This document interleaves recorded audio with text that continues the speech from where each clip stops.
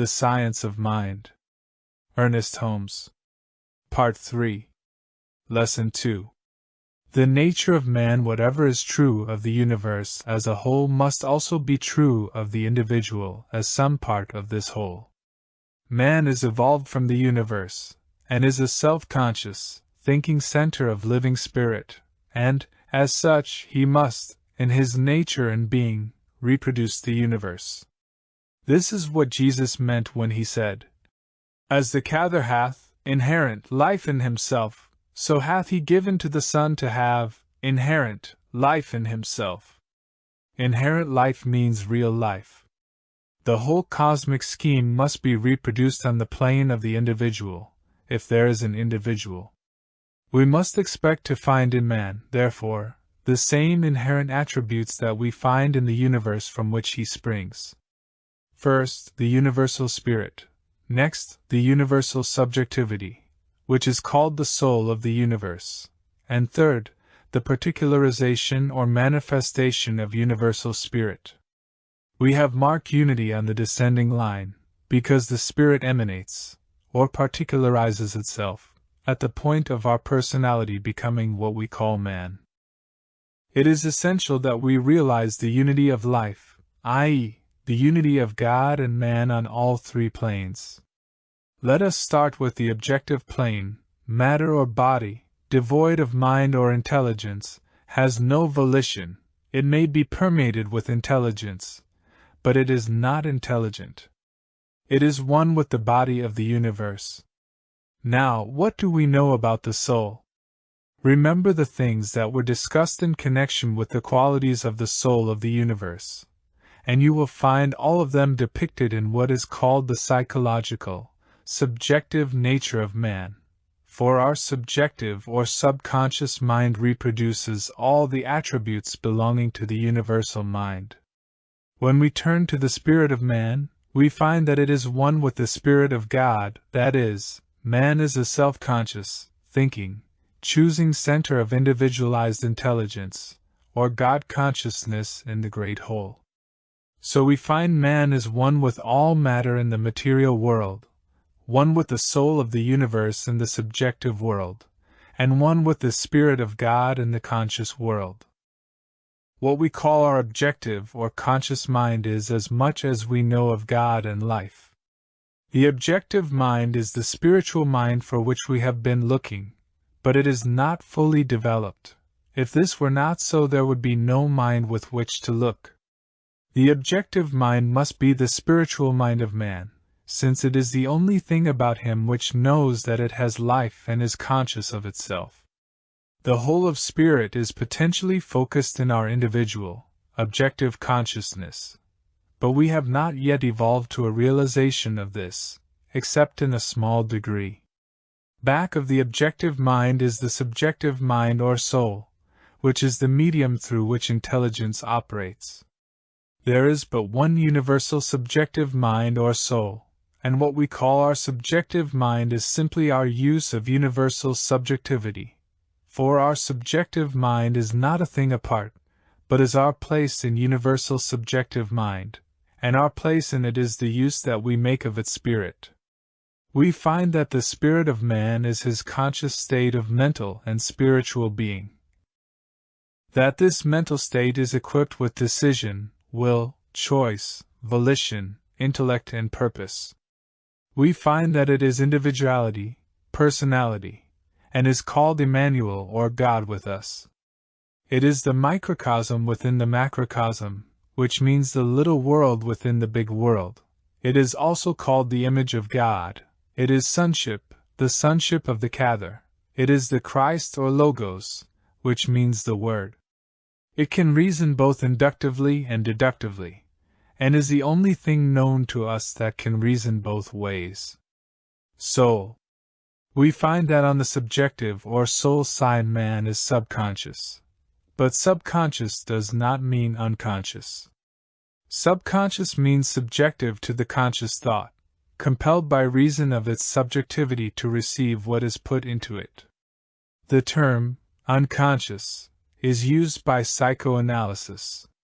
Consciousness is the word that some use in speaking of the soul side of life. It is karmic law, because it is the use that we are making of universal subjectivity. Karma means the law of cause and effect. Soul contains the memory, because it is the receptacle for the seeds of our thought. It is psyche, soul, psychic.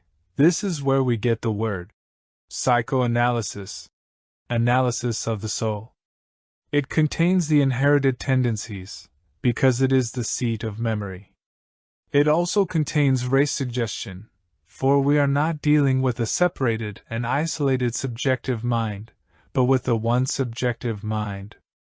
There is a vast difference between thinking of having 3 or 4 minds and thinking of having but one which all use. Its reasoning capacity is deductive only, yet it contains an intelligence which is infinite compared with the human concept of intelligence.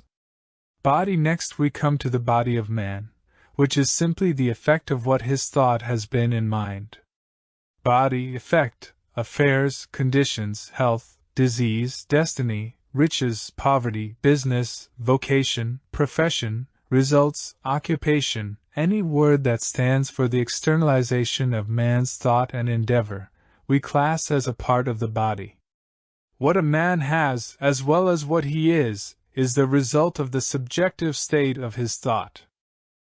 The thinker is conscious mind, but when he thinks, he lets fall the forms of his thought into subjective mind, which is the universal medium of all thought and action, and as the result of this, the creative medium at once sets to work to produce the thing thought of. This is the way that nature works, and it is the way that man works, although he is just waking to this realization. Plotinus, who was one of the Neoplatonic philosophers, personifying nature, said, "I do not argue, I contemplate, and as I contemplate I let fall the forms of my thought." This is the way nature creates. It contemplates through its conscious mind. As the result of its contemplation, it lets fall the seeds of its thought into the universal subjective, which, being law, produces the thing thought of. Now we must expect to find, and we do find, the same thing reenacted in man. This means that whatever man thinks, whether it is what he calls good or bad, falls into this universal creative medium, is accepted by it, is at once acted upon, begins to take form, and unless neutralized, tends to become a thing in the objective world. Limitless medium. When we realize that as we deal with our own individuality we are dealing with self-conscious mind, and when we realize that as we deal with subjective mind we are dealing with the universal subjectivity, we see at once that we have at our disposal a power compared to which the united intelligence of the human race is as nothing, because the universal subjective mind, being entirely receptive to our thought, is compelled by reason of its very being to accept that thought and act upon it, no matter what the thought is. Since we are dealing with an infinite power, which knows only its own ability to do, and since it can objectify any idea impressed upon it, there can be no limit to what it could or would do for us, other than the limit of our mental concept. Limitation could not be in principle, or in law, but only in the individual use that we make of it. Our individual use of it can only equal our individual capacity to understand it, to embody it. We cannot demonstrate beyond our ability to mentally conceive, or to mentally provide, an equivalent. We must have a mental equivalent of the thing we want, in order to demonstrate. Subjectivity is entirely receptive and neutral, as we have learned, and it can take our thoughts only the way we think them. There is no alternative. If I say, "I am poor," and keep on saying, "I am poor," subconscious mind at once says, "Yes, you are poor," and keeps me poor, as long as I say it. This is all there is to poverty. It comes from impoverished thinking. We deal only with thoughts, for thoughts are things, and if the thought is right the condition will be right. An active thought will produce an active condition. Suppose I have thought poverty year after year, I have created a law, which keeps on perpetuating this condition. If the thought be unerased, the condition will remain. A law has been set in motion which says, I am poor, and sees to it that it is so. This is, at first, autosuggestion, then it becomes an unconscious memory, working day and night. This is what decides the law of attraction, because the laws of attraction and repulsion are entirely subjective. They may be conscious to start with, but they are subconscious as soon as they are set in motion. Now suppose I did not say I was poor, but came into the world with an unconscious thought of poverty. So long as that thought operated, I would be poor. I might not have understood the law, but it would have been working all the time.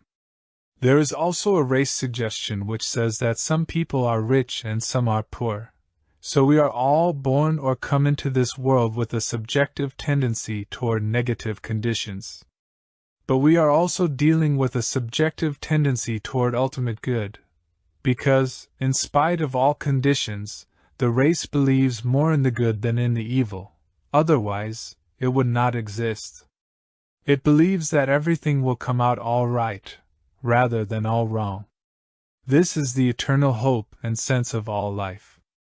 No matter what may be in the soul, or subjective state of our thought, the conscious state can change it. This is what treatment does. How can this be done? Through the most direct method imaginable, by consciously knowing that there is no subjective state of poverty, no inherited tendency toward limitation, no race suggestion operating through subjectivity, nothing in, around or through it that believes in or accepts limitation in any way, shape, form, or manner. The conscious state must now provide a higher form of thought. What does it do? It supplies a spiritual realization, a self-conscious realization, and says, I partake of the nature and bounty of the all-good, and I am now surrounded by everything which makes life worthwhile. What happens then? This soul side of life, this universal medium, at once changes its thought, because its thought is deductive only, and says, Yes, you are all of these things. Whatever is held in consciousness until it becomes a part of the subjective side of thought must take place in the world of affairs. Nothing can stop it. The reason we do not demonstrate more easily is that the objective state of our thought is too often neutralized by the subjective state. There is more fear of poverty than there is belief in riches. As long as that fear remains, it is sure to produce a limited condition. Whatever is subjective must objectify. Matter is immaterial, unknowing, unthinking, and plastic in the hands of law or mind, and law or subjective mind, which is entirely unvolitional, but not unintelligent, is compelled by its own subjectivity to receive the thought of the conscious mind, which alone can choose and decide. It follows then that whatever the conscious mind holds long enough is bound to be produced in external affairs. Nothing can stop it, because we are dealing with universal law. This is called divine principle. It is the medium in which we all live, move, and have our being on the subjective side of life, our atmosphere and universal subjectivity, the medium through which all intercommunication takes place on every plane. It follows from what we have said that any suggestion held in creative mind would produce its logical result, no matter what that suggestion might be. If it were a suggestion of destruction, it would destroy, for this is a neutral field. If it were a suggestion of good, it would construct. Christ and Antichrist. The Spirit of Christ means that mentality which recognizes the law and uses it for constructive purposes only. The spirit of Antichrist is the spirit of the individual, or class of individuals who, understanding the law, use it destructively. The meaning of the flood or deluge, which is recorded in every sacred scripture we have read or heard of, is that a race of people were upon the earth who came to understand psychic, or subjective, law as being the servant of the Spirit. They understood themselves to be spirit, but they did not understand the harmonious unity of spirit. They had arrived at an intellectual concept of the law, a very clearly defined mental concept, but that knowledge and wisdom were not used for constructive purposes. They used it destructively, and what happened? The confusion which took place in the psychic world, or the psychic atmosphere of this planet, caused its physical correspondence in the form of the deluge or flood. Psyche also means sea, and it was into this psychic sea that Jonah fell. This is the meaning of the story of Jonah and the whale, and is also why, in Revelation, it says, "There was no more sea." It does not mean that law shall be eliminated, but that the time will come when it will be used for constructive purposes only. The misuse of this law today is called malpractice. We have no fear of malpractice, because it can be practiced only upon the person who believes in it.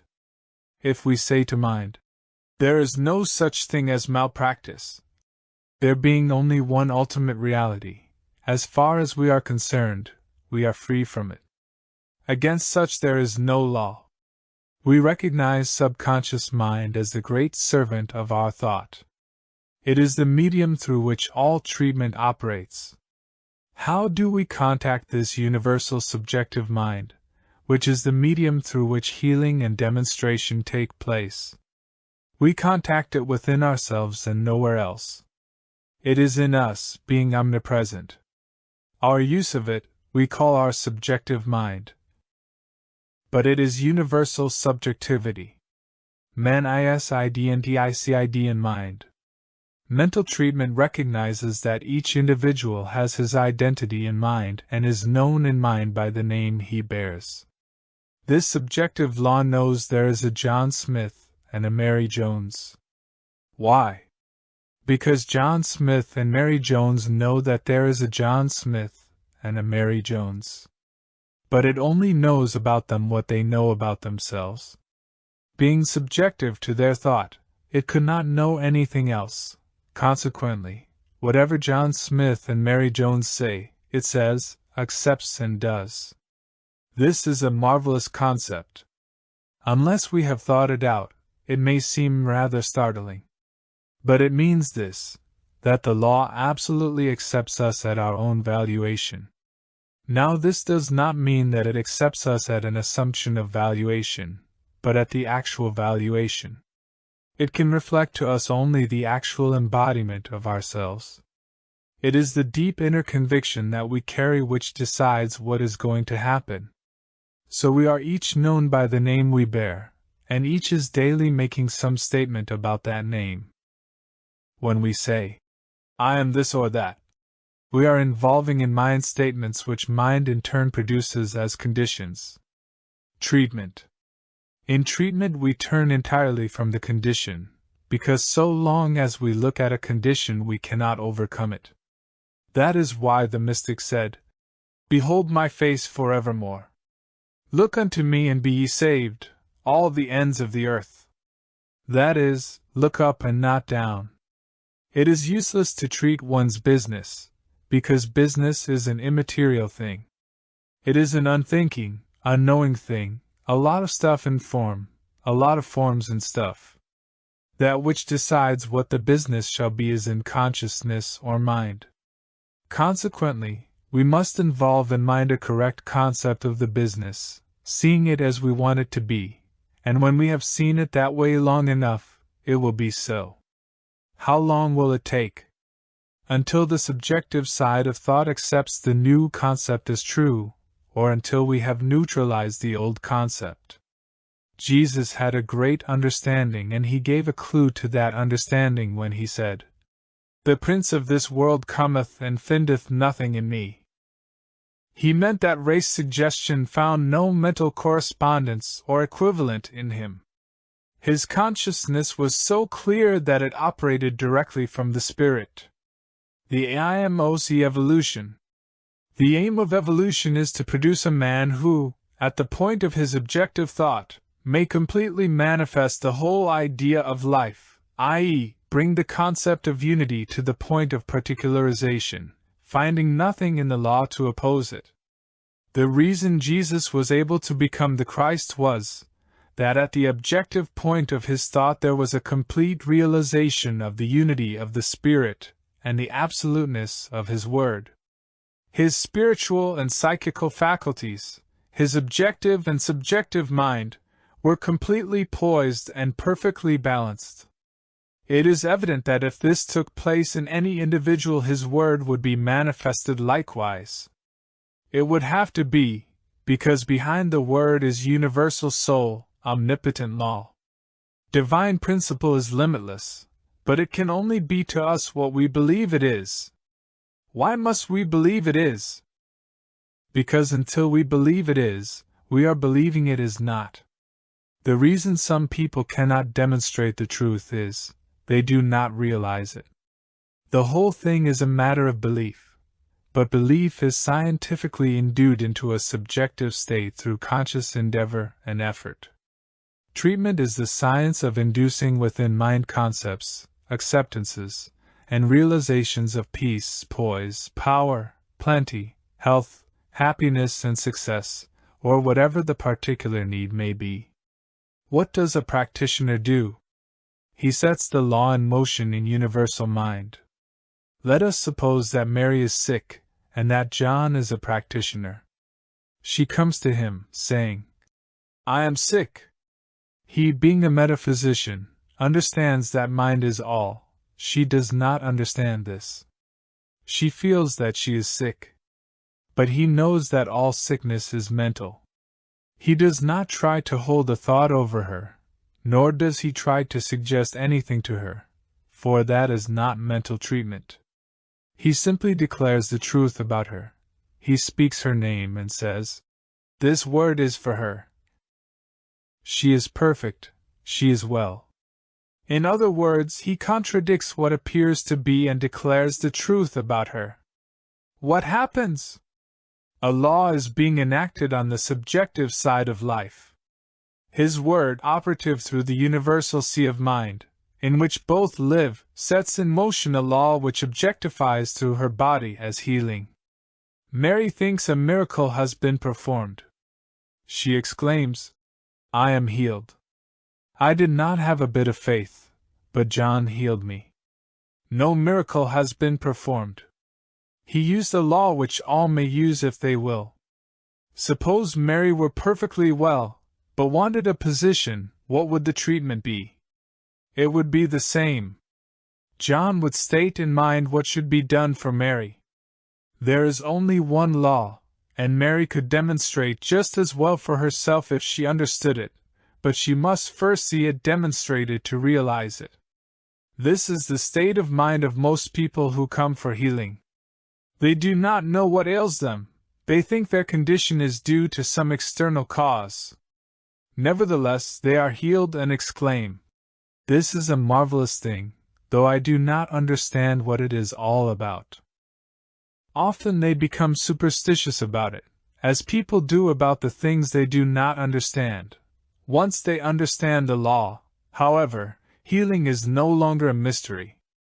The only reason a man has difficulty in throwing off some weakness of character, while believing in spirit implicitly and having faith that he is going to overcome his limitation, is because he has not induced the necessary mental images in mind.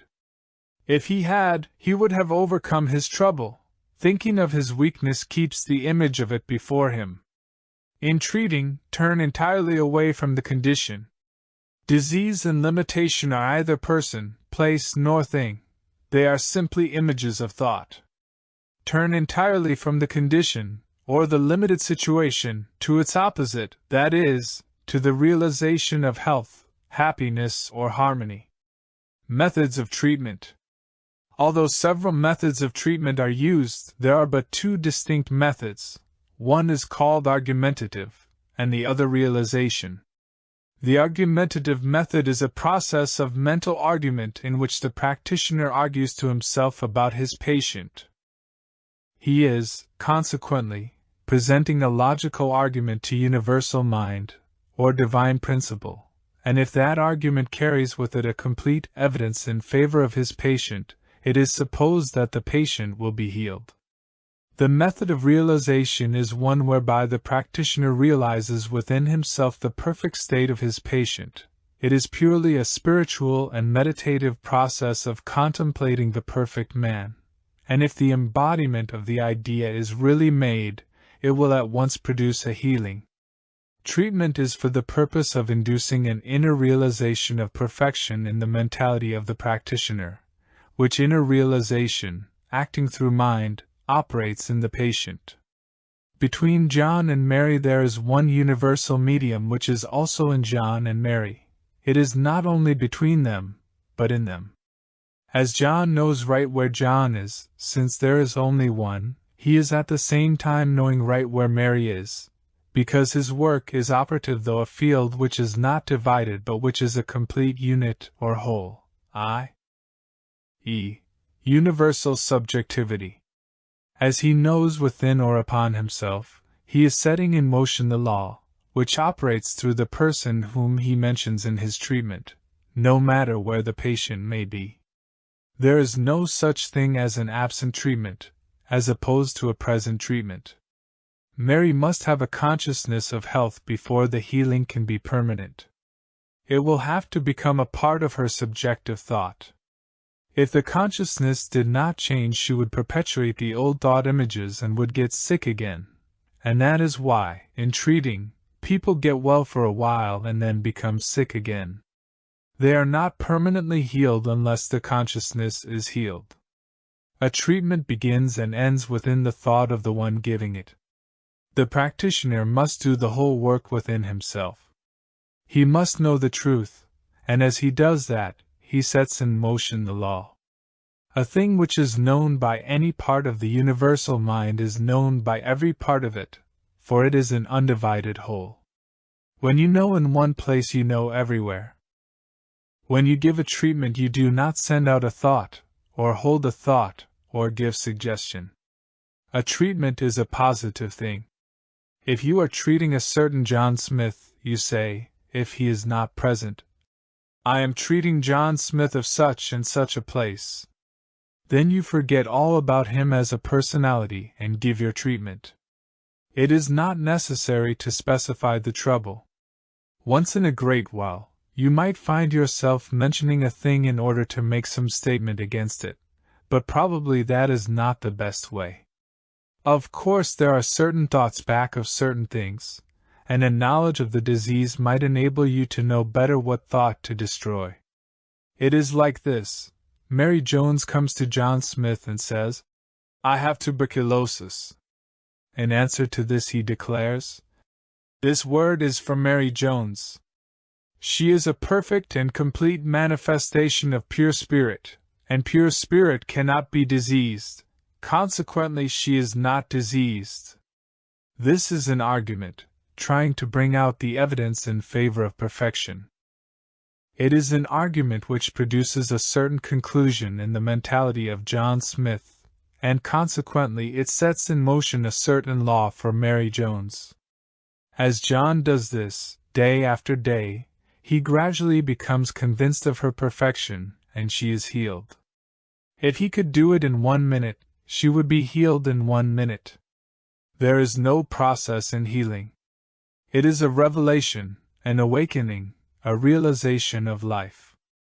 Man exists in divine mind as a perfect image, but he covers himself with the distorted images of his own thought along the pathway of his mental experience. If using the method of realization say, this word or this thought is from Mary Jones, then begin to realize the perfect presence, the only perfect presence. God is all there is no other life. Very little argument, but more and more a complete realization. This is very powerful, although it makes no difference which method you use, as they produce the same result. It is a good idea to combine both. In the case of a child, the treatment should be the same. it would have an effect commensurate with the absolute conviction that the practitioner has.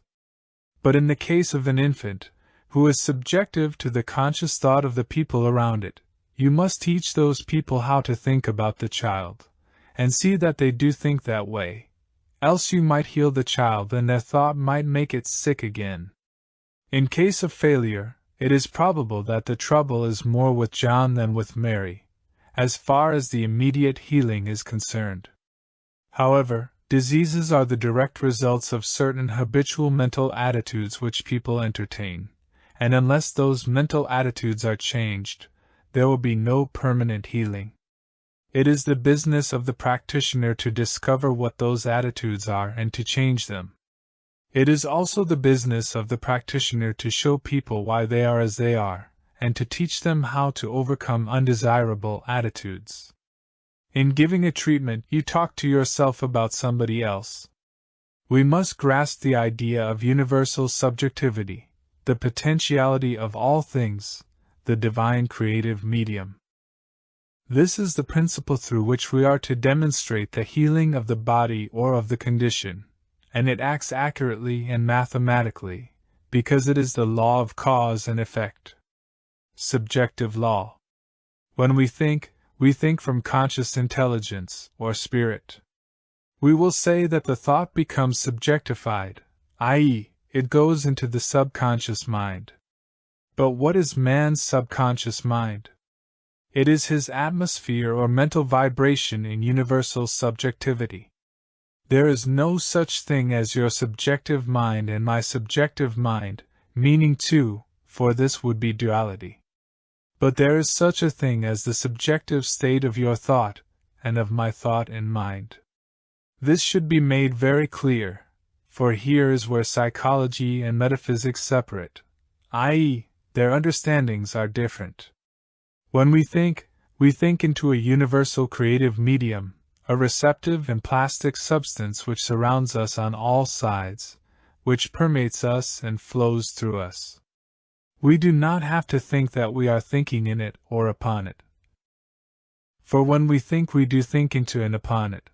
There is no other place that we could think, since it is omnipresent. As each subjectifies himself in consciousness, he is building around himself a mental atmosphere, and nothing can enter this unless he allows it to, through the avenues of his own thought. But this thought might be conscious or unconscious. In most cases it is unconscious, but the student of truth is learning to consciously control the stream of thought that he allows to enter his inner and creative mentality. Thought and the creative medium. Thought is an inner movement which is the result of one's perception of life and his reaction to it. Every time this movement takes place, it takes place within mind, upon cause, according to law. We are, without question, dealing with the same power that molds the planets and all that is upon them, and the limit of our ability to prove this is not in principle, but is in our understanding of it, in our ability to incorporate within ourselves an embodiment of our ideals. Each is the logical result of his own thinking. We are dealing with a neutral, creative power, just as we would be in the case of electricity or any other natural force. It is on a higher plane, for it is the power of intelligence. As we think into this universal mind, our thought, in its externalization, will reach its own level, just as water will reach its own level by its own weight and without effort. This is in line with necessity, for the universe, in order to be at all, must be self-existent. What is meant by the self-existence of the universe? This means a universe which is its own reason for being, a universe which exists by virtue of itself, being all. Each one of us is today the result of what has gone before, either consciously or unconsciously, no matter what kind of a condition he may be in. As soon as we realize this, we shall be better off, because we shall see that since what we now are, or what we now have and experience, is the result of what we have thought, the answer to what we shall be is contained in what we now are. For we can change our thinking. Man thinks and supposes that he lets go of the thoughts he thinks. But such is not the case, for thought becomes subjectified in mind, like a seed planted in the soil. It stays there, unless neutralized, and decides the attraction and repulsion in the experience of the one thinking. There is a constant action on the subjective side of life, and it is this unconscious process which decides what is going to happen in the outer expression. Whatever we think, act, believe in, feel, visualize, vision, image, read, talk about, in fact, all processes which affect or impress us at all, are going into the subjective state of our thought, which is our individualized use of universal mind. Whatever goes into the subjective state of thought tends to return again as some condition. A law of belief. Jesus said, "As thou hast believed, so be it done unto thee." Knowing the nature of the law, he did not say, "It is done unto you as you wish." He announced the universality of law when he said, "As thou hast believed, so be it done unto thee." We are dealing with law. Someone may say, "I can't imagine God not caring." I cannot either, but we are dealing with law. Does the law of electricity care whether it cooks the dinner or burns the house down? Whether it electrocutes a criminal or warms the feet of a saint? Of course it does not care at all. Does the urge, which impels people to express, care whether a man kneels in ecstasy or lies drunk in the gutter? We are dealing with law. And it follows that, since we are dealing with law, it will ultimately bring back to us the results of the forces which we set in motion through it. Consequently, no person who is enlightened would seek to use this law destructively, for he would know that, sooner or later, the very power set in motion by himself would ultimately destroy him. All they that take the sword shall perish with the sword. The Spirit of Christ is the Spirit which constructively uses the law. The spirit of Antichrist is the destructive use of law. The Spirit of Christ, being in line with the cosmic life, will always transcend, neutralize, destroy, and utterly obliterate the spirit of Antichrist.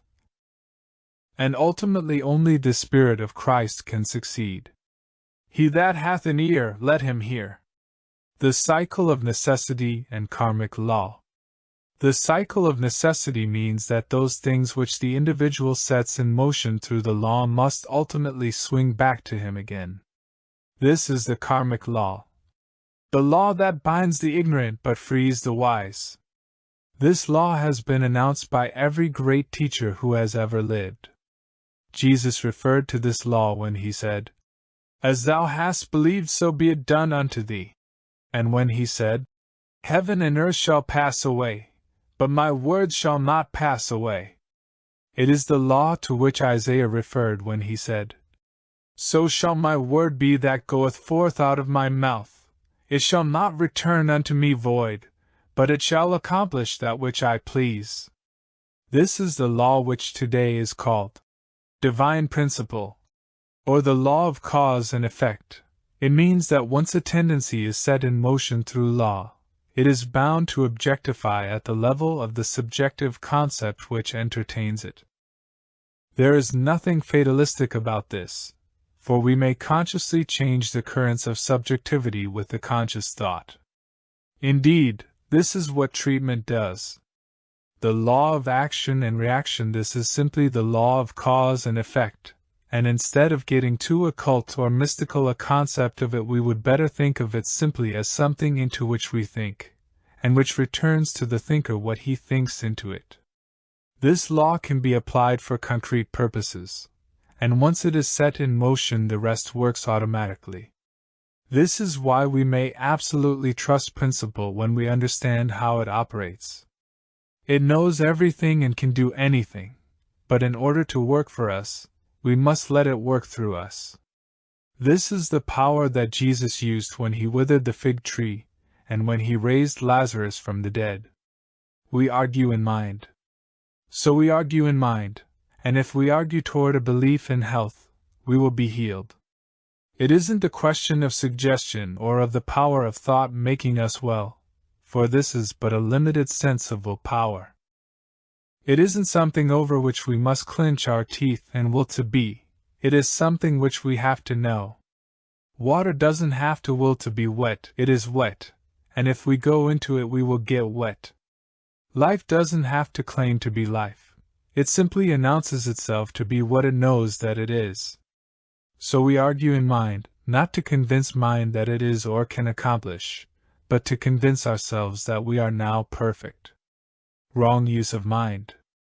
There have been many controversies about the use and the misuse of this power. Some claim that we cannot misuse this power, since there is but one mind, and it cannot act against itself. Mind cannot act against itself, and any person who knows this, and who knows that there is no human mind to destroy, or to be destroyed, is immune from malpractice. But let anyone believe in malpractice, and he will open mental avenues of receptivity to it, for we can receive only that to which we vibrate. Malpractice is the ignorant use of something which of itself is good. It is the wrong use of mental power, and will never be indulged in by anyone who understands the truth. Neither can one who understands the truth be affected by it. There could be innocent, ignorant, and malicious malpractice. Innocent malpractice, in the form of sympathy with disease and trouble, thereby accentuating these conditions, is often prolific of dire results. Ignorant malpractice would be about the same thing. For instance, when one sees a criminal, thinking of him as such helps to perpetuate the state in which he is manifesting. Malicious malpractice would be an act of centering thought for destructive purposes. When Jesus said, "The prince of this world cometh and hath nothing in me," he meant that he had neutralized all race thought about destruction, and so was immune to all false suggestion.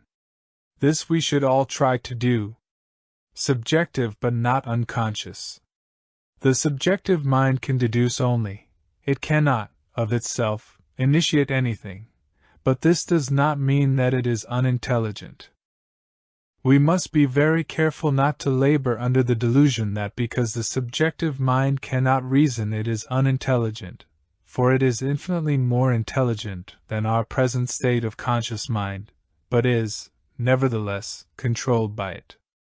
If our subjective consciousness were always clear, that is, if it never received any false impressions, the spirit would always flow to the point of objectivity, and we would never make mistakes. We would never be sick, poor, or unhappy. How habits are formed. Back in the subjective are the images of thought surrounding us, all acting as living intelligences. It is here that habits are formed. For when one has a habit that he cannot seem to break, he is hypnotized by the thought and desire back of that habit.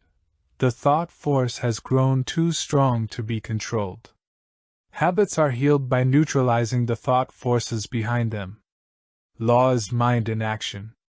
There is one infinite life acting through law, and this law is mental. Law is mind in action. We are surrounded by an infinite, subconscious, impersonal, neutral, plastic, creative, ever-present, thinking stuff from which all things come, which, in its original state, permeates and penetrates all things. By impressing our thought upon this substance we can cause it to produce for us that which we think, to the limit of our ability to mentally embody the idea. Impressing our thought upon it is not an external act, for when we impress our thought upon ourselves, we are thinking into it. This is because of the unity of all mind. This is one of the great lessons to learn. We do not know anything outside ourselves. This is what Jesus meant when he said, "Ye shall know the truth, and the truth shall make you free." When we know within ourselves, we are knowing at the point of that individualized spirit which we are, upon the very heart of the infinite, the ever-present substance, which is ever responsive to itself. We are bound by our own freedom. We are all bound, tied hand and foot, by our very freedom. Our free will binds us. But, as free will creates the conditions which externally limit us, so it can uncreate, or dissolve them. The universe, being deductive only, cannot refuse man anything. The very force that makes us sick can heal us. The force that makes us poor can make us rich, and the power that makes us miserable can make us happy. If this were not true, there would be duality in the universe, and this is impossible. Oneness with all law. When we know of our oneness with God and law, what a great burden will be removed which otherwise would cause us to struggle in making a demonstration. The sense of opposition must forever be removed from the consciousness which perceives unity. Instead of saying, "Here is a sick man to heal and I shall have to work hard on this case," we should realize that there is nothing but concept in the universe and therefore say, "I am going to conceive of this man as being absolutely perfect." Then the same power which made him sick will heal him. This is the reversal of thought. That which we call our subjective mind is but a point in universal mind where our personality maintains its individualized expression of spirit. If we think of ourselves as being separated from the universe, we will be limited by this thought, for it is a belief in separation from good which binds and limits. We are bound by nothing except belief. They could not enter in because of unbelief, and because they limited the Holy One of Israel. There is but one mind. Here is the point: everything we experience, touch, taste, handle and smell, environment, bodies, conditions, money, happiness, friends, all are effects. Is it clear that the infinite and limitless possibilities of that one of which man is a part depend, in man's expression, upon his own concepts? If he is a point of personality in limitless mind, which he is, and if all of his life must be drawn from this one mind, which it must, there cannot be anything else, can there? And if there is nothing else, if there is nothing to move but mind, and if man is a thinking center in mind, nothing is going to happen to him that does not happen through him, whether this is the result of his own erroneous conclusions, those of his grandfathers, or the race to which he belongs. It is impossible to conceive of anything ever happening to anyone unless the force back of it was set in motion by himself, sometime or somewhere. But this is not fatalistic, for we may change the chain of causation which we have set in motion. Everything comes from intelligence. There is nothing but unity.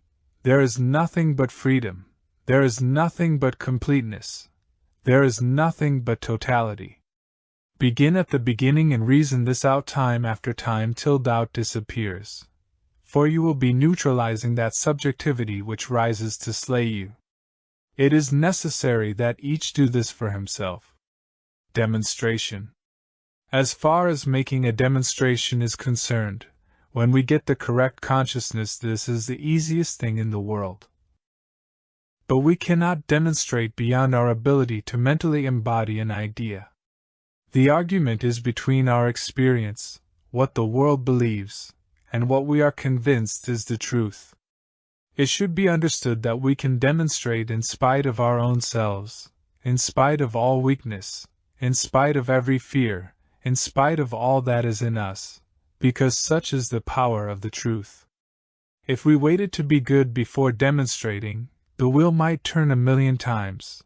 But law is neither good nor bad, law is and responds. The possibility of demonstrating does not depend upon environment, conditions, location, personality, or opportunity. It depends upon ourselves and upon nothing else. The universe will never deny man anything, unless we conceive that it is possible for man to think of something that it is impossible for the universe to produce. Every one who asks receives, according to his belief. Karmic law. Annie Besant said of karma, "It is the law that binds the ignorant but frees the wise." That which is called karma in the Orient, we call cause and effect. The subjective state of consciousness is our karma. This is the result of the thinking that has gone before, and of the race suggestion operating through us. Karma is not fate, it is mental law, and it can be changed by right thinking and right action. Karma is not kismet. Thought force. Thought force is the movement of consciousness which sets law in operation. The movement of consciousness upon itself creates a motion or vibration in intelligence and upon substance, the force of which is equal to the reality of the thoughts set in motion. Or everything that happens in the objective world, there must be something in the subjective world to perfectly balance it. Just suppose for a moment that the universe is nothing but water, permeated by an infinite intelligence. Imagine that every time this intelligence moves or thinks, an icicle is formed in the water, exactly corresponding to the thought. We might have countless numbers of icicles of different forms, colors, and sizes, but these icicles would still be water. If we could heat the whole mass, it would melt, and all the forms would again become fluid. Nothing would have changed but form. This is all there is to matter. It is spirit in form, and as such is perfectly good. To deny matter is poor logic. First is intelligence, then the word, the vision, the image, the concept, then the movement to the thing. Remember, thought is an actual working power, otherwise there would be nothing with which the universe could be run. Choosing thought. We have a right to choose what we shall induce in mind. The way that our thoughts are to become manifested we cannot always see, but we should not be disturbed if we do not see the way, because effect is potential in cause. I am Alpha and Omega, and all that comes between cause and effect. Cause and effect are really one, and if we have a given cause set in motion, the effect will have to equal this cause. One is the inside and the other the outside of a concept or idea. A practitioner's work begins and ends within himself.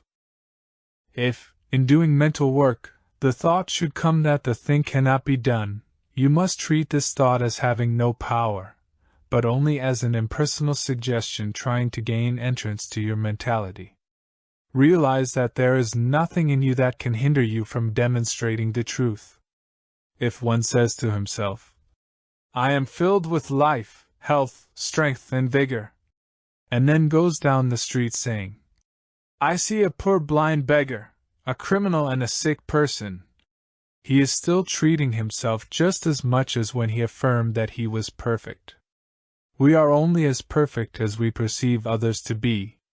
This does not mean that we shut our eyes to those who are in trouble, for we may have sympathy with the one having trouble without having sympathy with his trouble. We must have sympathy with all, for, as one of the great prophets of the New Age said, the divinity of Christ was made manifest through the humanity of Jesus. A certain, specific, intelligent form, or idea in mind, will produce a certain, specific, concrete manifestation in matter, equal to itself. There is one infinite principle, one infinite thought stuff, one infinite creative power, and countless numbers of forms, which appear and disappear as the definite, specific, concrete thought behind them changes. A practitioner is one who changes the false thought and builds on the principle of truth, which executes and manifests the truth that the practitioner embodies. He can demonstrate to the limit of his mental ability and his spiritual capacity to conceive of the truth. If one wishes to demonstrate prosperity, he must first have a consciousness of prosperity. If he wishes health, he must embody the idea of health. A consciousness of health, happiness, and prosperity can be induced within through right mental and spiritual practice. By consciousness is meant the inner embodiment of an idea, the subjective image of the idea, the mental and spiritual equivalent of the idea. Inducing thought. While a certain consciousness may be mechanically induced, of course, the more spontaneity put into the mechanical word, the more power the word must have. Since we all must begin right where we are, most of us will be compelled to begin with a mechanical process. This is more than faith, for it is a sure knowledge that we are dealing with law. Principle is changeless reality. That which we call personality is the instrument through which principle operates, but it can operate for the individual only by operating through him. It is never bound by the form that it takes, but is forever free. Principle fills all form, and not only fills all forms but surges around them, and is in and through them. Ice is water and water is ice, so God and man exist in an eternal state of unity. When one realizes that he is depending upon principle, he should educate himself to the point of realization of his ability to use it. We should always be impersonal in mental work. We do not have to be impersonal in life, for we are brought to the point of personality in order that we might enjoy each other. But in mental work we are dealing with an impersonal principle. It will operate for one just as quickly as for another, because it is law. Dare to speak and to know that what you speak is the law unto the thing spoken. 1. Alone in consciousness with the infinite, constitutes a complete majority. Knowing this in your own thought, work in perfect peace and calm, always expect, have enthusiasm, and have a consciousness of love, that is, a radiant feeling flowing through the personality at all times. If one hasn't this, he should treat himself until he does have it, for without it, he is diseased in mind. Treat until you feel an inner sense of unity with the all-good. There is one mind, and the moving impulse of this mind is love. In choosing words in treatment, say anything that will induce the right mental attitude. Giving formulas is a mistake, for how can anyone put a spontaneous thought into the mind of another? Anyone can stand in front of a dead man and say, "Arise," but who is going to have the consciousness to make this happen? Place no limit on principle. Know your own mind, train yourself to think what you wish to think, be what you wish to be, feel what you wish to feel, and place no limit on principle. The word which you speak would be just as powerful as the words which Jesus spoke, if you knew it. But know this within and not only without. After all there is mental action and reaction. If you have reached the point where the inner consciousness produces all things, then your word is simply an announcement of reality. There will come a time when demonstration will no longer be necessary. Know that when you give a treatment, the act takes place in infinite mind. Infinite mind is the actor, and you are the announcer. If you have a vague, subtle, unconscious fear, get still and think. Who am I? What am I? Who is speaking? What is my life? Think right back to principle until your thought becomes perfectly clear again. Such is the power of right thinking that it cancels and erases everything unlike itself. It answers every question, solves all problems, is the solution to every difficulty. It is like the sunlight of eternal truth, bursting through the clouds of obscurity, and bathing all life in glory. It is the absolute with which you are dealing and nothing less. Lesson 2. Recapitulation. Man reenacts the divine nature on all three planes. He is self-knowing in his conscious mind, creative through his subconscious mind, and has a body. He reenacts the Trinity of being. Man is in perfect unity with the whole. His conscious mind is his understanding of God. His subjective mind is the use that he makes of the universal creative medium, and his body is one with the body of God. There is but one mind in the universe, and man uses it. Man is an identity in the universe. He is a center of God consciousness. At first he is ignorant of this and misuses his power, consequently bringing upon himself misfortune and sickness. Man's thought operates through the medium of universal creative mind. As he thinks within himself, he thinks upon creative mind and sets law in motion. Since there is but one mind, a person may think for himself, or for someone else, and cause the law to operate as he directs. The use of creative mind is like the use of the creative soil. Man never creates, he simply uses a creative law. Objective, conscious, and self-knowing mind all have the same meaning. They mean that part of man which knows that it exists. Subjective, subconscious, unconscious, soul, and consciousness have the same meaning. They mean the inner creative medium. Body, effect, and outward conditions all respond to the inner thought. The spirit of man, which is his self-knowingness, is the only part of him which has volition or self-choice. All else is automatic law.